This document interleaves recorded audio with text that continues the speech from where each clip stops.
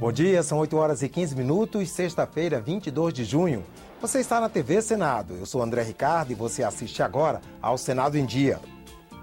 CPI do Cachoeira obtém acesso a gravações de 54 pessoas investigadas na Operação Monte Carlo. Senado analisa o uso da internet no recolhimento de assinaturas para projetos de iniciativa popular. Parlamentares discutem na Rio+20 formas de aprofundar o tratado de cooperação entre os países da Amazônia. E veja o que acontece hoje, no último dia da Conferência da ONU. Agora, no Senado em Dia.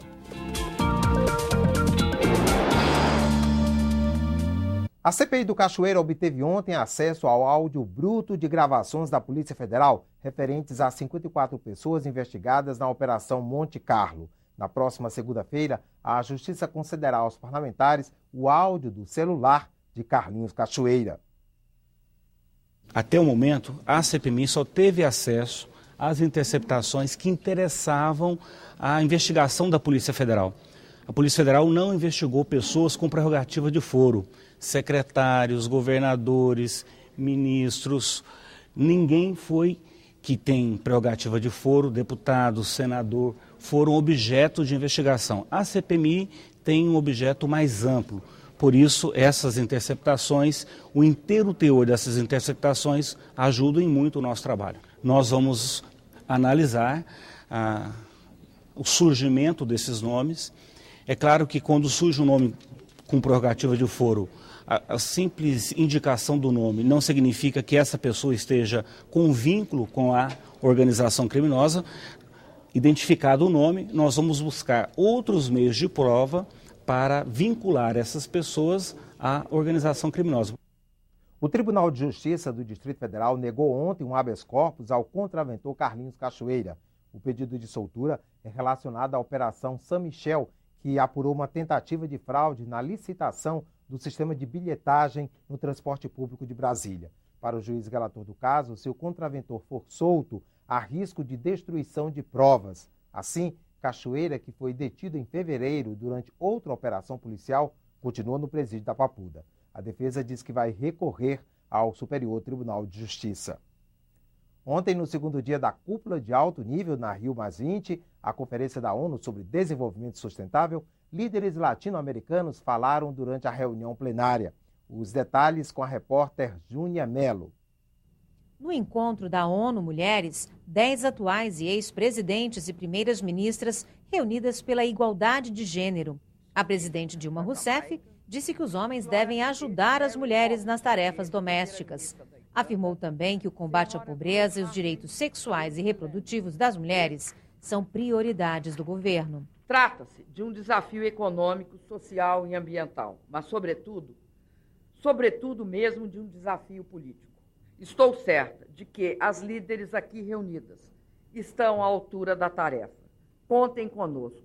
Nós ainda temos muito que avançar. Muito obrigada. As chefes de Estado estrangeiras elogiaram o documento final da Rio+20 por reconhecer a igualdade de gênero, mas lamentaram que os direitos sexuais e reprodutivos ficaram de fora.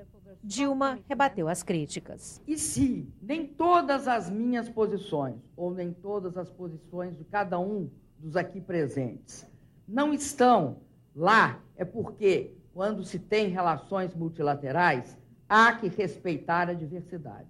E a diversidade implica recuar um pouco e avançar outro pouco. Sentimento de frustração entre os jovens com o documento final da Rio+20. A gente está aqui hoje, no penúltimo dia da Rio+20, para mostrar e denunciar que o documento final da Rio+20, como ele está, ele é um fracasso. Aqui no Rio Centro segue a plenária dos chefes de Estado e governo, que tem 5 minutos para discursar e marcar a posição de cada país em torno dos temas da conferência. A maioria dos jornalistas acompanha o trabalho de longe, porque o acesso ao pavilhão 5 é bem restrito. Para alguns chefes de delegações, faltou ousadia e coragem no documento final que vai ser assinado amanhã. As maiores críticas e cobranças vieram dos presidentes da Bolívia, Colômbia e Equador, que discursaram pela manhã. Eles consideram que os países ricos têm uma dívida ecológica com o planeta, porque respondem por 60% das emissões de gás carbônico. Eles ressaltaram ainda que o Brasil e os países latino-americanos são os maiores geradores de bens ambientais e, por isso, precisavam receber uma contribuição financeira para preservar a biodiversidade e ter recursos para combater a pobreza. Na entrevista coletiva, o presidente colombiano Juan Manuel Santos disse que não há mais como mudar o texto, mas considerou importante a criação de um grupo de trabalho que vai definir as metas do desenvolvimento sustentável para entrar em vigor a partir de 2015. E o ministro da Fazenda, Guido Mantega, que participou de um painel sobre sustentabilidade na Rio+20, anunciou a assinatura de um plano de cooperação com a China. São acordos comerciais, tecnológicos e agrícolas. A Embraer vai vender aviões para a China, que vai ajudar o Brasil no lançamento de 2 satélites. Os países também fecharam um acordo financeiro que vai permitir a troca de moedas para serem usadas como reserva ou para manter comércio bilateral em tempos de crise. Uma forma de garantir o crédito e investimento dos BRICS em caso de redução do comércio exterior. Segundo Guido Mantega, juntos os BRICS, Brasil, Rússia, Índia, China e África do Sul, detêm 4,5 trilhões de dólares em reservas. Ainda na Rio+20, senadores e deputados se reuniram ontem com autoridades do Suriname para discutir formas de aprofundar o Tratado de Cooperação entre os países da Amazônia, assinado em 1978. A Amazônia, maior floresta tropical do mundo, abriga mais de 40 mil espécies de plantas e 10 mil de animais.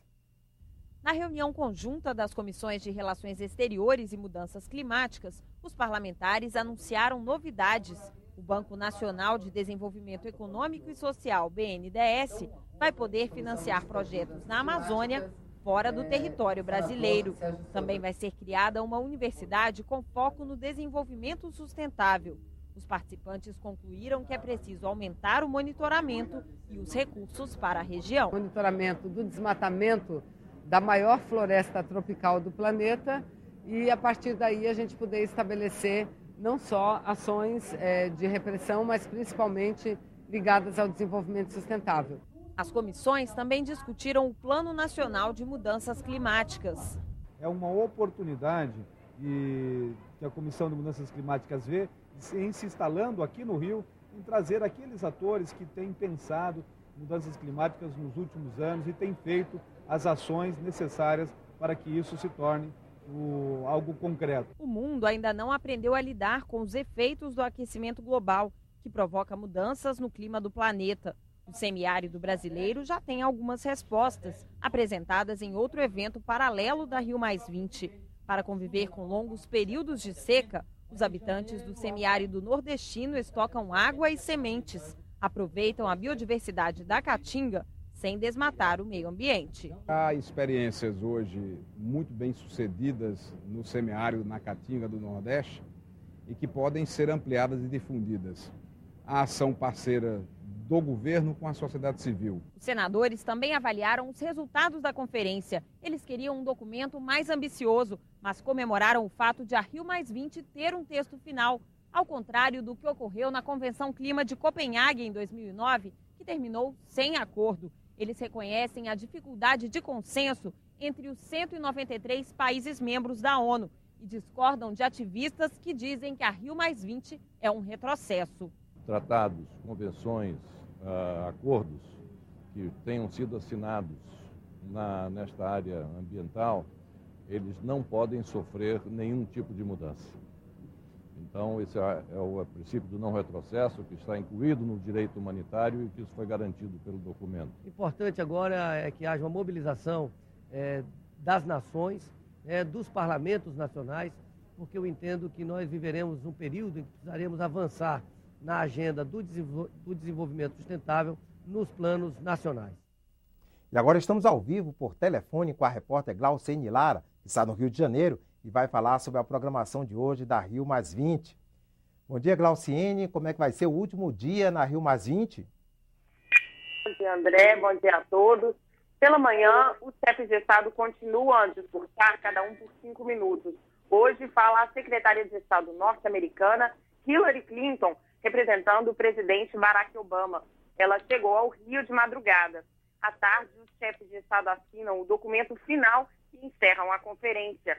A presidente Dilma Rousseff ainda está no Rio e às 11h40 da manhã ela encontra o presidente de Cuba, Raul Castro. À tarde, participa do encerramento do evento. Para a ONU, o grande legado da Rio+20 não é o documento final, e sim os mais de 600 compromissos voluntários assumidos por governos, empresas e pela sociedade civil. Um exemplo desses compromissos é o anúncio feito pelos 8 maiores bancos internacionais multilaterais. Eles vão investir 175 bilhões de dólares, pouco mais de 350 bilhões de reais até 2020, em projetos de transporte sustentável nos países em desenvolvimento. A ONU e os chefes de Estado também elogiaram a participação da sociedade civil, o que transformou a Rio+20 na maior conferência das Nações Unidas. Hoje à tarde, há ainda o encerramento da Cúpula dos Povos no Aterro do Flamengo, a maior atividade paralela da conferência. 36 representantes da cúpula vão entregar uma carta aberta ao secretário-geral da ONU, Ban Ki-moon. Amanhã está prevista a avaliação das atividades da cúpula. Já no Rio Centro, a partir de amanhã, já não é mais território da ONU. André? Obrigado, Glauciene. Bom trabalho aí nesta sexta-feira. Apresentar projetos de iniciativa popular pode ficar mais fácil. Uma proposta já aprovada pela Comissão de Ciência e Tecnologia e que está na pauta da Comissão de Constituição e Justiça permite o uso da internet no recolhimento de assinaturas. Uma imagem que ficou gravada como símbolo da vontade popular em 2009.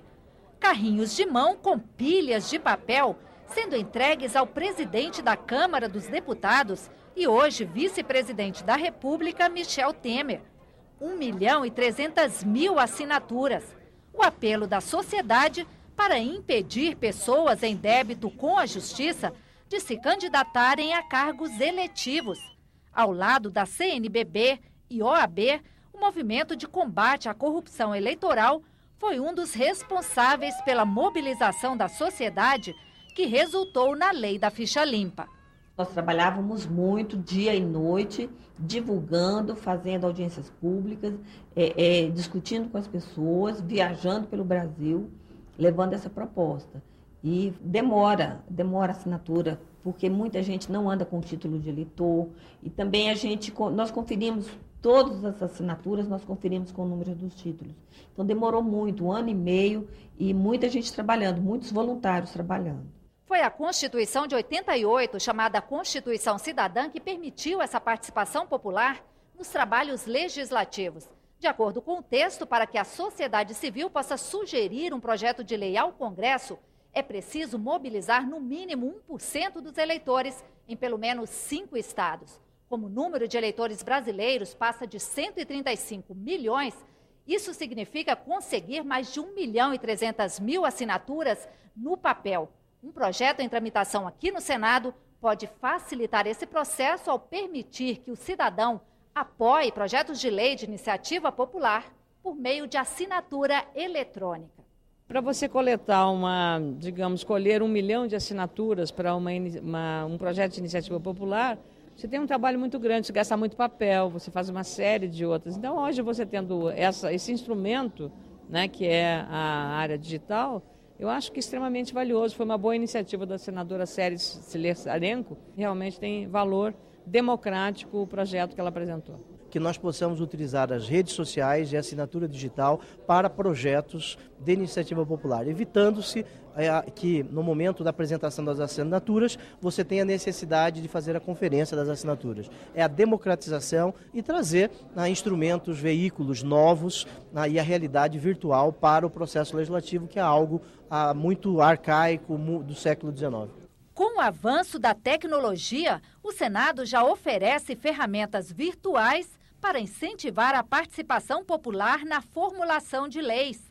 Lançado em maio, o portal E-Cidadania tem uma janela só para o recebimento de sugestões. Cada ideia fica publicada por 4 meses e, se receber 20.000 apoios, é encaminhada à Comissão de Direitos Humanos e Legislação Participativa. É a CDH que decide se uma sugestão pode virar projeto. O colegiado também recebe propostas diretamente de associações da sociedade civil. Me lembro do projeto dos autistas, uma bela iniciativa dos familiares, e pessoas como autistas, especialistas na área, formularam um projeto, encaminharam para essa comissão, a relatoria acatou, nós aprovamos o projeto passou por todas as comissões do Senado e agora está na última comissão da Câmara dos Deputados. Quanto mais você facilitar para que o cidadão possa participar ativamente do Senado, com ideias, com sugestões, com projetos, você está fortalecendo o que eu chamo da democracia participativa com total transparência. O Senado em Dia termina aqui. Daqui a pouco, às 9 horas, você assiste à sessão plenária não deliberativa. Enquanto isso, continue com a nossa programação.